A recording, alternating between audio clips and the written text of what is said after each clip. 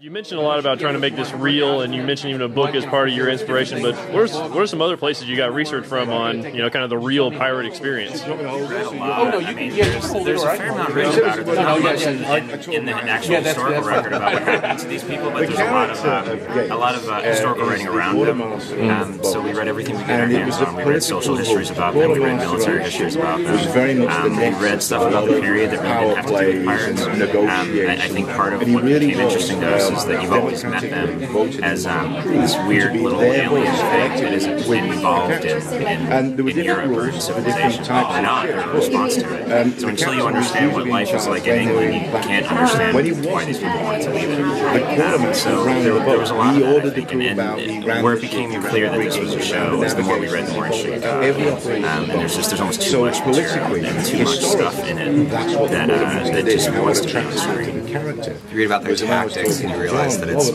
all very smart. It's like sort of the origin of psychological warfare. The idea of like, if you want to take a boat, you're better off scaring the people into surrendering than actually killing them, because you risk damaging the thing that you're trying to steal. And that's where Blackbeard's mythos came into play, is that he put the beard on and he lit it on fire because he wanted them to be scared so they'd surrender so he could make more money.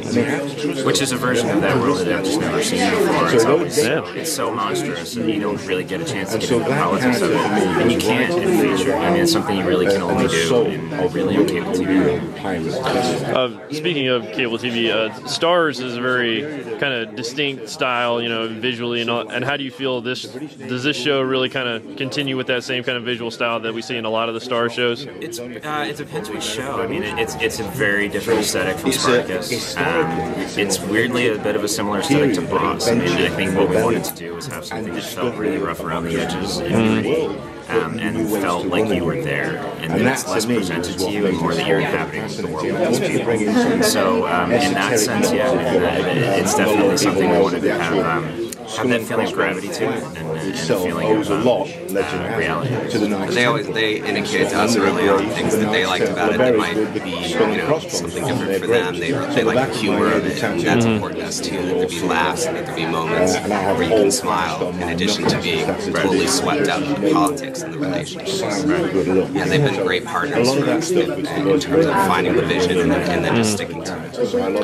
And then finally, I guess, what is it about these guys over here to your left that made them great fits for your show? I think it's how it actually works. The tone, like Robert was saying, the tone we wanted to achieve was something that could be on a dime, could flip from being dark and gritty and brutal to being funny, to being silly at times, to being really heartfelt. And so there's a particular kind of spirit, I think, that we end up looking for in actors, and we got really lucky with these and with the rest of them, and everybody from Toby on down. So I wanted to bring a part of that they get it, and they all have very common time. They all have an ability to sort of, I think, portray a level of gravitas that it's a hard thing to find somebody that can do both. I had to show respect.